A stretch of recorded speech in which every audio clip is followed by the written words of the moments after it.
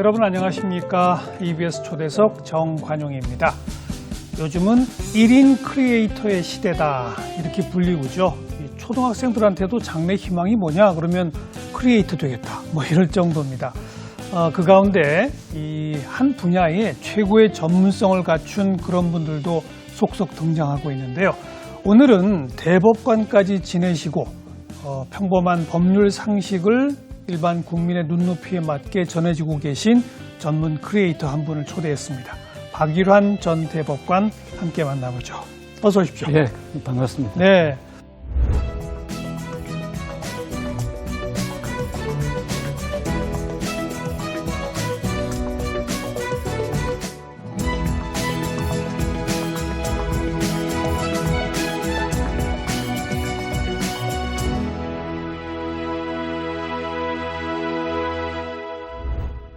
몇 년까지 대법관 하신 거죠?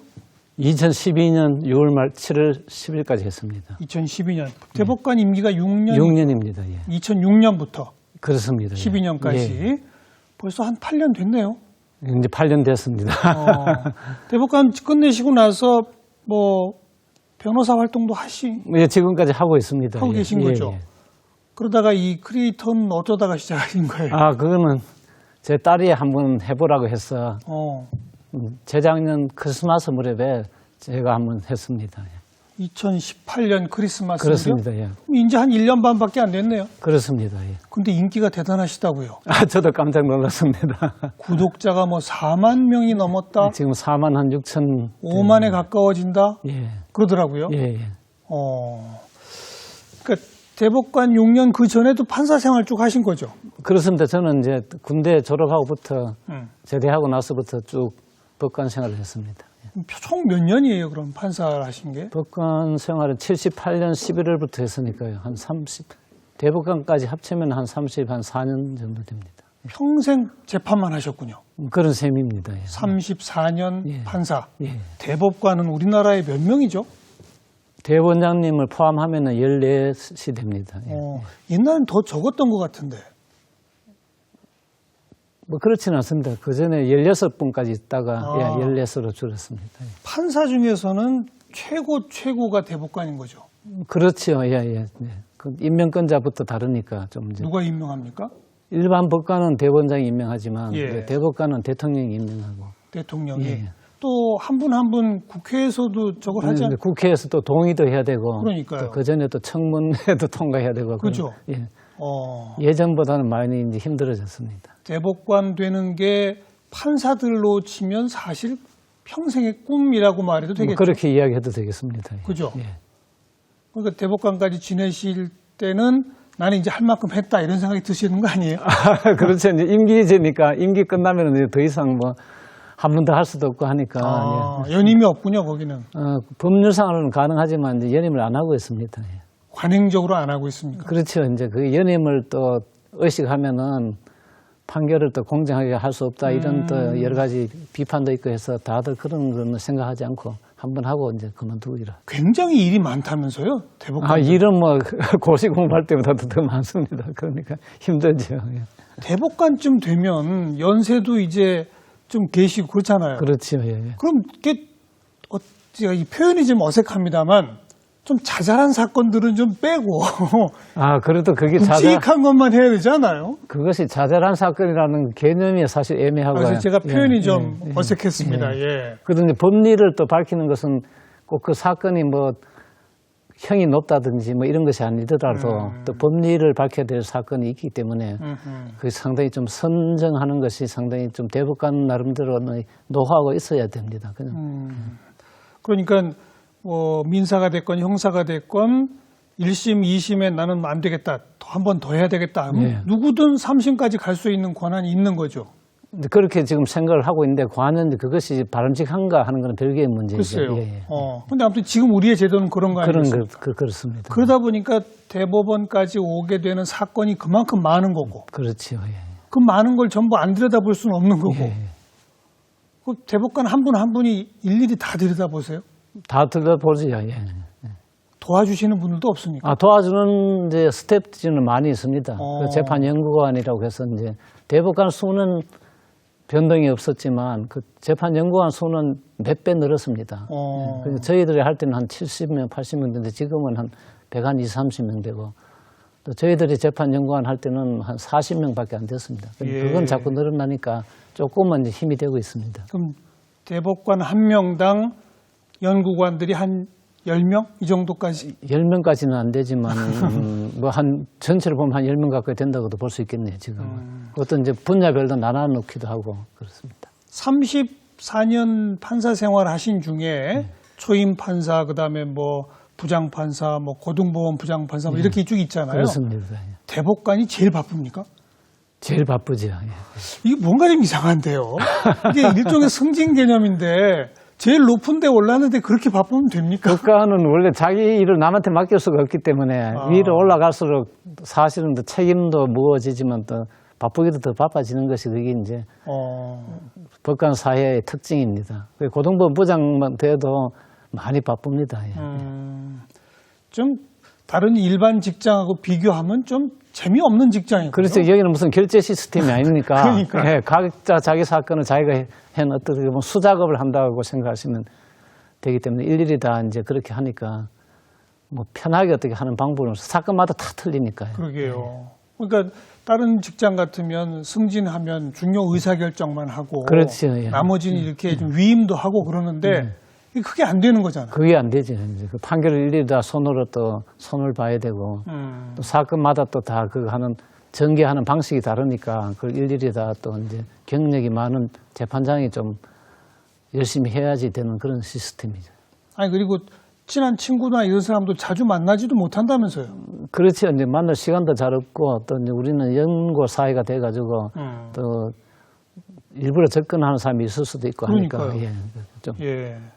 어찌 보면 좀 약간 수도승 같은 생활을 해야 되는 거 아닌가요? 그런 셈이죠. 예. 근데 그게 적성에 맞으셨어요? 30몇 년을 하신 거 보면. 근데 저희는 뭐 맞다기보다 쭉 하다니까 그 업무 자체는 제 적성에는 맞았습니다. 저는 원래 어렸을 때부터 좀 따지는 걸 좋아하기 때문에 따져가지고 그 논리가 좀 나름대로 납득이 되면은 이제 그 다음 단계로 넘어가고 이런 뭐 사회생활도 그래 했지만 일반 재판 업무도 그래 하고 했기 때문에 뭐가 따져가지고 아우가 안 맞으면은 결론을 못 내리지 않겠습니까? 예, 그래서 예. 나름대로 따져가지고 결론이 처음부터 끝까지 쭉 이렇게 나야 이제 판결을 하니까 그것을 어떻게 보면 저한테는 좀 맞기는 맞는 그런 분야긴 했습니다.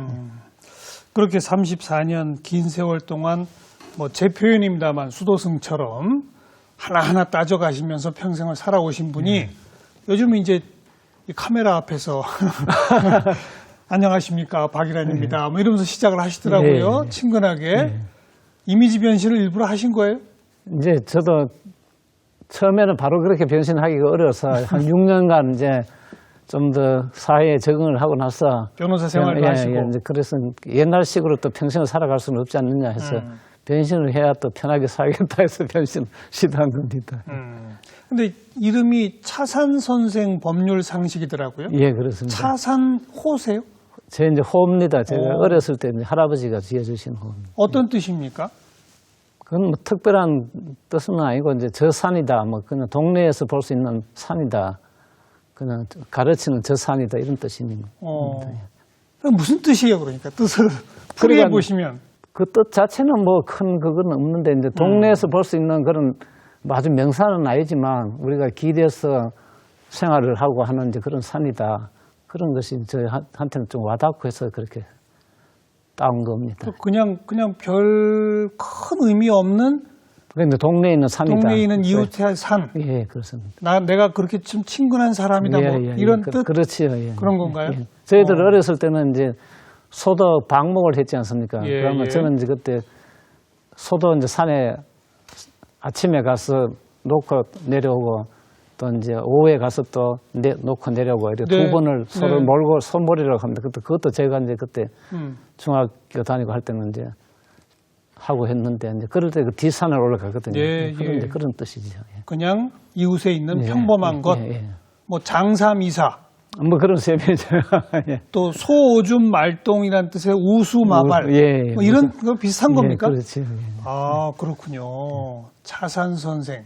그 일반 국민의 눈높이에 맞춘 법률 상식이라는 면에서는 딱 맞는 호인데. 그렇습니다. 예. 그래서 저도 제목을 뭐로 할까, 제 영상 제목을 뭐로 할까 하다가 딱 그게 떠올라서 그냥 바로 결정을 했습니다. 예. 근데 그 뜻풀이를 전해주면은 사람들이 그렇구나 할 텐데 그냥 차산 선생 써놓으면 무슨 말인지 알아야죠. 그래도 이제 차산을 검색하면 그런 기술이 나오더라고요.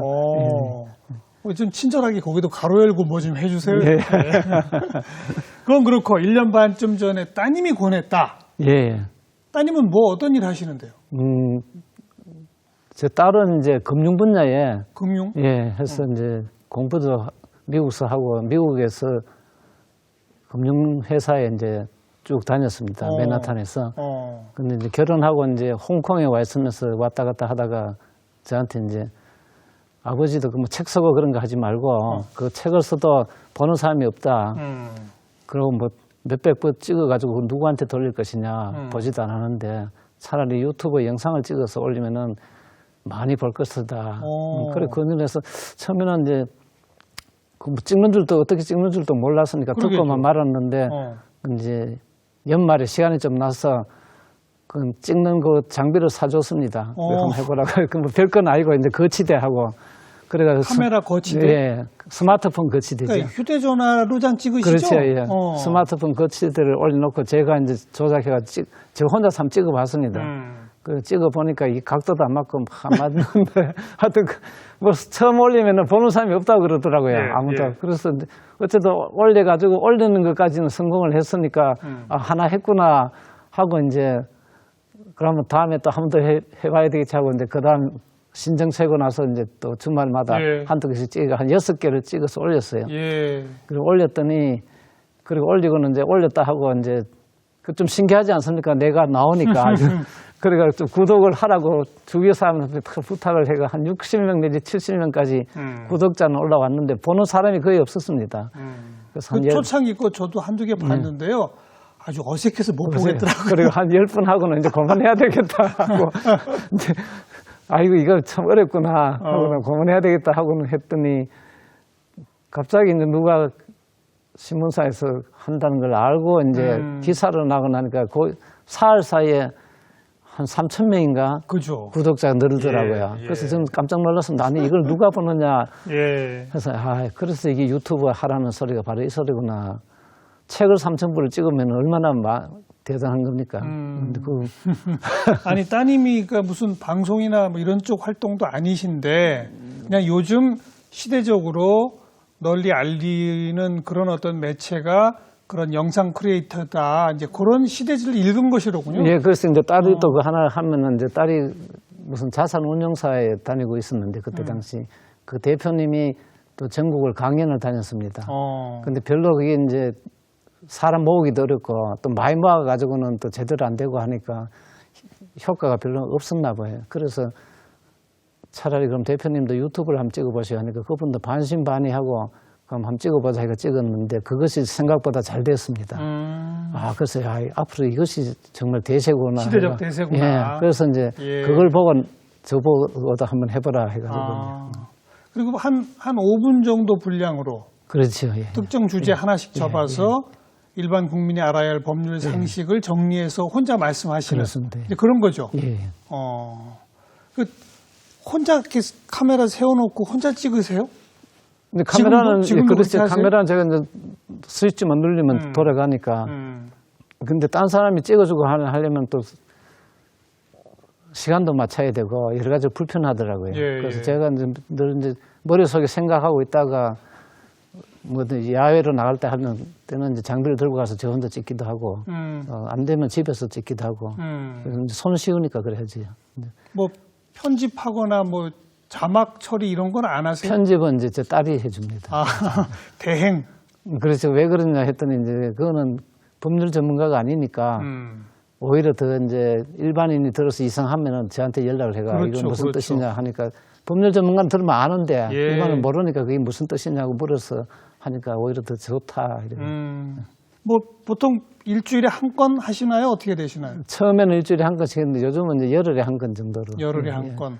주제가 금방금방 잘 안 나타나서 좀 이제 그 주제는 혼자 다 정하실 거 아니에요? 그렇습니다. 예. 그죠? 예. 어떤 기준으로 정하세요? 그런 주제를? 주제는 이제 처음에는 제가 뭐 할 이제 이야기도 많고 해가지고 저절로 많이 정해졌는데 이제 대충 이제 많이 하고 나니까 좀 줄었습니다. 그래서 이제 판례나 이런 것도 하고 또 옛날 제도 또 법원이 이렇게 바뀌어온 역사 뭐 예. 그런 것도 이제 섞어서 하고 그렇습니다.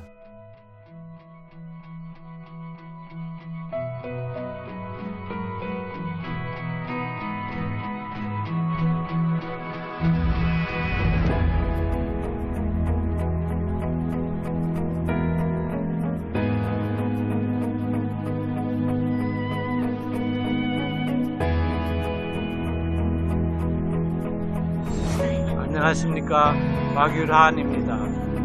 안녕하십니까, 박유란입니다.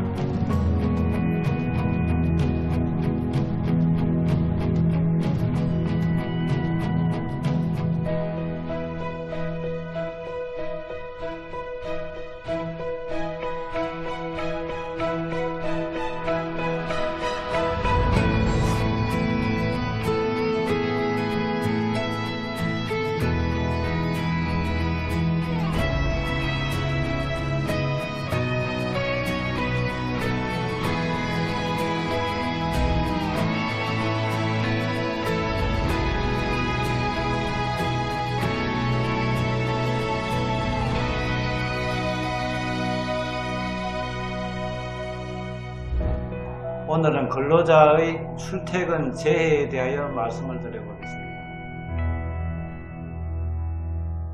그 구독자들이 늘어나면서 이제 뭘 제일 많이 좋아해서 봤나 이런 걸 이제 저희도 좀 방송 준비하면서 보니까 비밀 녹음에 관련된 거. 네, 그게 생각보다 더 관심이 많더라고요. 그죠? 예, 많은 분들이 좋아했더라고요. 또 부모님이 진 빚. 예. 이거 어떻게 되냐?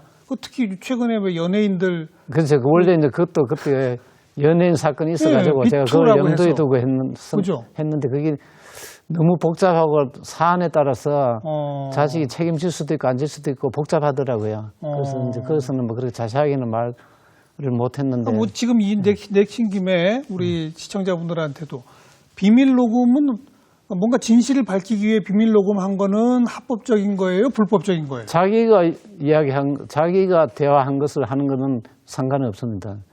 내가 누군가와 대화하는 거를 자기가 녹음하는 것이죠. 근데 그 상대방한테 허락 안 받고 그렇죠. 이제 그것이 지금 이제 그러니까요. 그 문제가 어떻게 되느냐 하는 것은 아직 학업심에서는 이제 민사적으로는 불법 행위가 된다. 민사적으로는 근데 불법이다. 형사는 처벌 규정이 없으니까 이제 처벌 대상은 아니지만 내 허락 안 받고 내 목소리를 녹음한 것 자체가 나에 대한 음성권 침해다. 음성권 예, 침해. 그렇게 해서 이제 지금 손해배상을 구하니까 학업심에서는 승소한 사례가 있습니다. 근데 아직 대법원까지 대법원까지는 아직 올라가지 않고 그거는 금액이 적으니까 아마 안 올라가는 것 같습니다. 그런데 누군가가 이제 대법원까지 상고하면은 대부분 판례가 나올 것 같은데 아직 그까지는 안 된 것 같습니다. 아니, 그러니까 그거는 허락을 안 받고 녹음했으니 음성권 침해다는 이해가 됩니다. 예. 그거 말고 허락 안 받고 녹음한 그 내용을 내가 무슨 법적 증거물이나 이런 거를 쓸 수 있어요? 없어요? 그런데 그것이 제일 문제죠. 예, 예. 근데 보통 우리나라는 돈을 빌려주고 할 때도 그냥 빌려주지 않습니까? 그러니까 재판을 하면은 법원에 와서는 서면이 없으니까 문서가 없으니까. 예, 시침을 뚝 떼는데 만나면은 자꾸 말을 하면은 안 빌려줬다 소리를 못 하니까 그걸 녹음을 해가 내면은 빌려준 거 맞지 않느냐 그렇죠, 하니까 그렇죠. 이제 그걸 가지고 증거를 삼아가지고 그렇죠. 지금까지는 뭐 그런 것을 증거로 해가지고 아마 이제 민사재판에서는 이기고 있습니다. 근데 저는 이제 그것이 과연 바람직할까 하는 생각은 옛날부터 쭉 판사 생활을 하면서 예. 이런 것까지 법원에서 받아주니까 자꾸 이제 비밀 녹음을 하는 것이 아니냐 하는 생각은 하고 있었는데 아직 뭐 그까지밖에 이제 그러니까 뭐가 옳다고 봐야 되는 거예요? 그러니까 그거는 조금 이제 중점을 어디 두느냐에 따라 다르겠지요. 예. 옛날에 왜 독수독과론이라고 예, 예. 독이 있는 나무에서 열린 열매는 독이 있다. 예. 그러니까 불법적으로 채집한 증거는 법원에서 증거로 활용될 수 없다. 뭐 그렇죠. 이런 게 있었잖아요. 예, 예. 그건 이제 왜 그저 정보기관 이런 데서 그렇죠. 비밀 도청한 거 도청하고, 예. 이런 거는 안 된다 뭐 이거였었잖아요. 근데 그거랑 개인이랑 이야기하는데 이렇게 허락 안 받고 녹음한 거랑은 같이 봐야 돼요. 요거는 이제 자기가 이야기하니까 상대방이 하나고 하니까 자기 거는 자기가 녹음해도 되고 상대방 응답한 것만 추가로 녹음되는 거 아니겠습니까? 그렇죠. 근데 그거 아니고 이제 제3자끼리 이야기하는 것을 도청을 한다든지 이건 안 되겠죠. 근데 내가 이제 하고 내가 나중에 필요할 때 쓰려고 녹음했는 것까지도 이제 못하게 막는 거는 좀 어렵지 않겠나 이래야 아마 생각할 수도 있을 것 같습니다. 그러니까 정보기관이 아니어도 그렇죠. 개인이어도 개인은 자기가 말하는 걸 녹음하고 아니 제가 아니라 예. 그 제가 예를 들어 친구한테 돈을 빌려줬는데 네. 그 얘기를 인정을 안 하니까 내가 누구를 시켜가지고 너희들끼리 얘기해봐. 그러면 안 돼. 그러면 그거 안 좀 되죠. 녹음해 갖고 예. 와. 예. 이건 안 된다 이거죠. 그건 안 되지. 내가 포함된 대화일 경우는 그렇죠. 예, 그건 아직은 되죠. 법원에서 인정해 주더라. 야, 그 녹음 하나만 해도 이게 상황에 따라 복잡하네요. 복잡하지요. 예, 예. 그럼 또 두 번째 얘기 나왔던 그 부모님이 빚을 졌다. 그것도 이제 저는 간단하게 부모가 자기가 쓰려고 빚을 진 거야 뭐 자기가 갚아야 되고 예.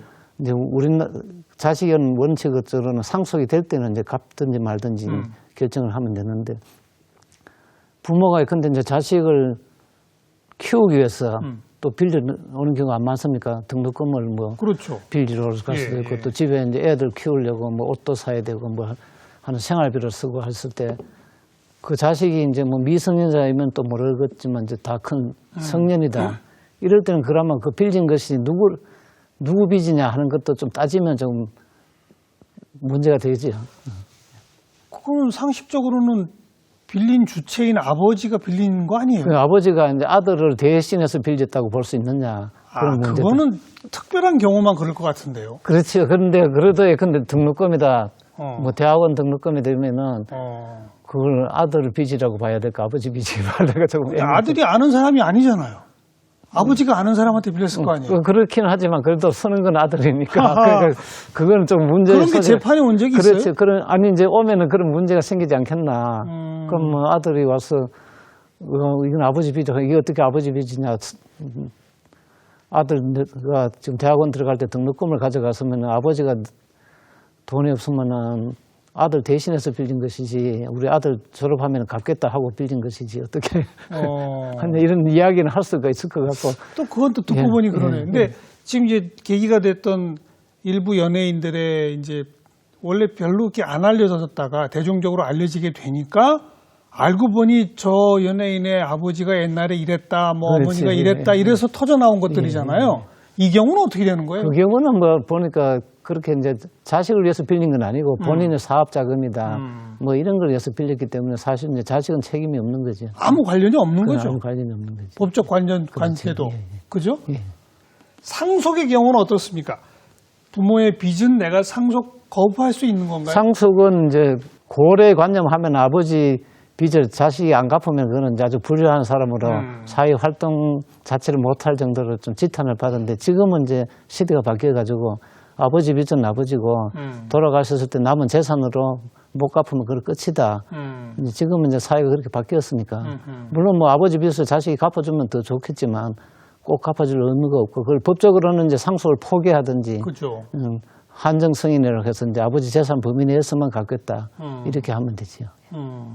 그 아버님이 돌아가셨는데 남긴 재산과 지고 있는 빚을 따져보니까 그렇죠. 예. 빚이 더 많더라. 그렇죠. 예. 그럼 나는 모든 상속을 포기한다. 이럴 수 있는 거예요? 그렇죠. 예. 포기했습니다. 그러면 그 돈을 빌려주신 분들은 아버지의 이름으로 된 재산들을 나눠 갖는 걸로 끝내는 거죠? 그렇죠. 이제 예, 그렇게.